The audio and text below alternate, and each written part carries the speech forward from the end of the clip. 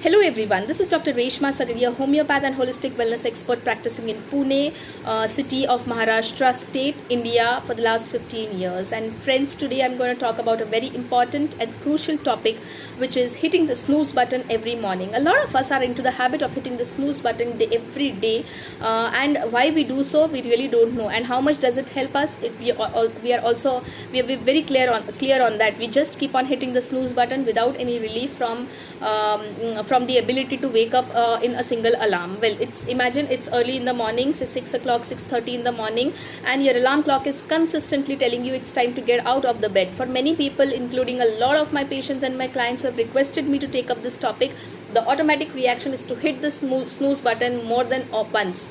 And while it may feel like those extra minutes leave you more rested, on the contrary, these morning snoozes leave you feel more groggier and less alert, and of course they make you late in every aspect. So how is sleep regulated? Sleep is regulated by literally two mechanisms: a homeostatic process, which is based on prior sleep and wake, and a circadian process, which is commonly referred to as a 24-hour body clock. These two processes work together to influence when we go to sleep and get up in the morning, and also the sleep structure during the night. So throughout the night, the sleep cycles between deep sleep and light sleep, with each cycle lasting for approximately 90 to 100 minutes. So with this, each cycle lasting for 90 to 100 minutes, the deep sleep, which is the difficult form to wake up from, dominates in the early parts of the sleep, and while the late sleep, which is the easier form to be waken up from, is commonly closer to the natural waking. Okay, so each time we fall asleep, the sleep starts at the beginning of the cycle and lasts for each cycle lasts for 90 to 100 minutes. So what happens when we wake up in the morning? And while waking up in the morning, our alarm clock tries to wake us up in the morning, and while doing that, we constantly hit the snooze button. Even before that, shortly before waking up, our sleep becomes lighter and lighter. Our core body temperature starts to rise, and the levels of hormones such as cortisol starts to increase. And if we were to sleep naturally without that pesky alarm clock, these factors would allow our body to gradually prepare to wake up. Now, what happens when we use an alarm clock? We may be woken up during the middle of a sleep cycle, probably, because our alarm clock doesn't know what stage of the sleep cycle we are in. We could be in the beginning of the sleep cycle, we could be in the middle of a sleep cycle, when our bodies have not had enough time to fully prepare us for waking. So when the body is not prepared to wake up and our alarm clock tries to wake us up, we hit the snooze button. Probably we were in the middle of a sleep cycle. This leads to an increase in sleep inertia, the groggy feeling when you have immediately upon waking, and often leading to the inevitable snoozing cycle. So what happens when we wake up in the middle of the sleep cycle? We feel groggy, we feel unrefreshed, and you are in the sleep inertia. Many a times we unknowingly hit the snooze button, we don't even realize, and when we finally wake up, we feel that, oh God, what is the time and how many times have I hit the snooze button? So this is actually what happens. And then when you hit the snooze button, you fall back asleep, your sleep cycle starts again from the beginning, except this time when your alarm clock goes off again after 5 minutes of snooze time or 10 minutes of snooze time, you are in the initial stage of your sleep cycle, which is the deepest stage of sleep cycle, and it is a lot harder for you to wake up. The end result is that the last proportion of your sleep, which is in the early morning of your sleep, when your sleep should have been, consolidated and completed, it becomes highly fragmented because you are constantly being bogged by your snoozes. This means that you miss out on the actual benefits of recovery of a consolidated sleep, and your ability to function effectively during the rest of the day gets affected. So how do we break this pattern? So well, the only answer to this hitting the snooze button habit being broken is to self-control. And there are two biological reasons why some of us are more inclined to do so. The first is for the people who are morning birds. They generally find it easier to wake up without any help, so they may not hit the snooze button, but they wake up freshened up. Or for the night owls, who find it a lot harder to wake up early in the morning because they love to stay awake till late in the night. So the circadian rhythm of early birds allows them to fall asleep earlier, so they are more likely to complete their natural sleep by the time their alarm clock goes off in the morning. Very simple.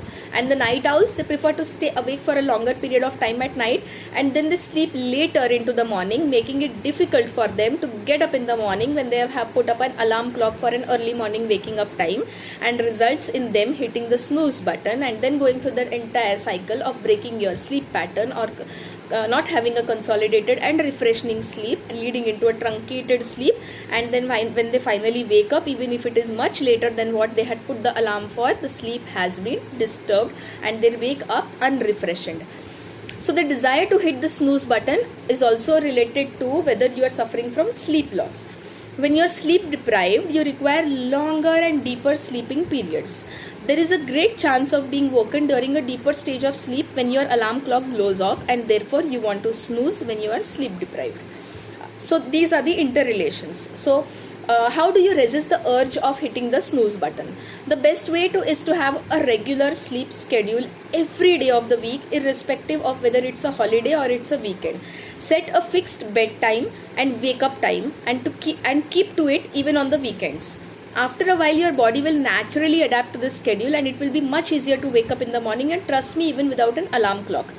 Your body knows when is the right time to wake up. Your body is all set with a natural biological clock to help you wake up when the sleep is complete.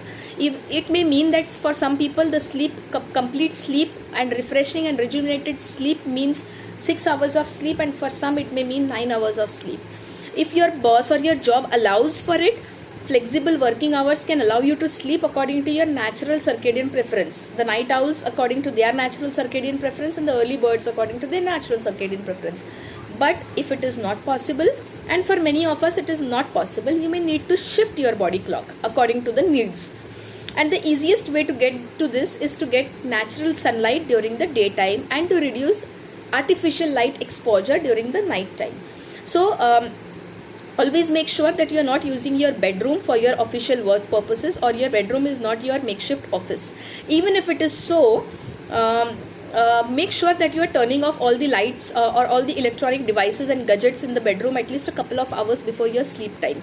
So why? You need to understand the importance of why. When you are constantly using your bedroom as your workplace or your office place or the place where you love to work during the daytime, your brain is tricked, or it has got used to getting the signal that when you enter the bedroom, it's work mode, or it is the time to be more alert and awake and get back to work.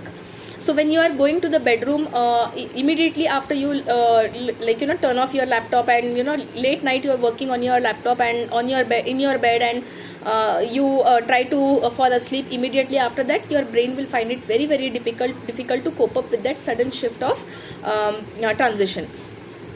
On the same hand, when you're using a lot of electronic gadgets and all, and you give enough time and you turn them off a couple of hours before your actual sleep time, turn off the lights of the bedroom, you are inviting a lot of peace, calmness, coolness. You're making the bedroom cool, and you're also allowing your brain to be tricked into feeling that, or you're making your brain to understand and realize that the relaxation mode has been put on, and the brain automatically starts to relax to prepare for a good night's sleep. And by the time you hit bed a couple of hours later, you are welcomed by feeling asleep or feeling tired.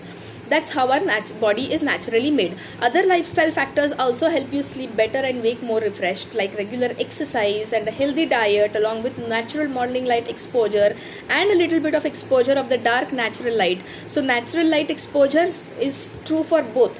During the daytime, you should have enough natural light exposure so that your body knows, your brain knows that it needs to be awake and alert during this time. And during the night time, go out in the balcony or in your window and experience some night light as well, the natural night light, so that your brain goes into the relaxation mode, where the signals are sent that it is now time to unwind, it is now time to relax, to slow down and get into a sleep mode.